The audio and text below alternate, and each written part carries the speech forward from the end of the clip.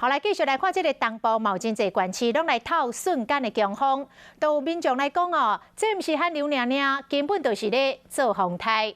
像这个花莲道高压电缆，互强风吹断去，将近200户的住户来停电。另外，这个户外替看年暗会打位准备的塑胶瓶啊，嘛互强风吹到拢变形。另外，宜兰的太平山遮大高雾，低温加上湿度100%，有真侪人伫遐咧等落雪。跨过电缆线啊，不要踩到它就好了。落雨花莲市透早2点的强阵风将高压电线扯断去。大声啊！对啊，我下来我都不敢出来。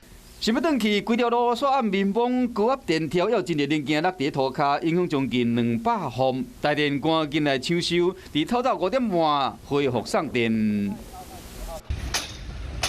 那民众呢？花莲县政府嘛变成受灾户。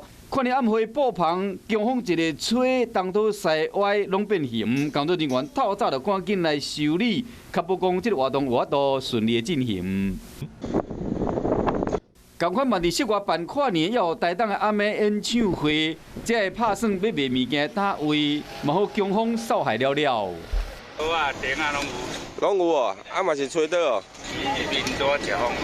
那三十外顶的布棚歹去，连倒种的路树嘛拢倒去。还有一个来大忙的宜兰太平山，早起9点气温剩1度7，加上湿度有够，落雪机会增加，这互真侪游客真欢喜。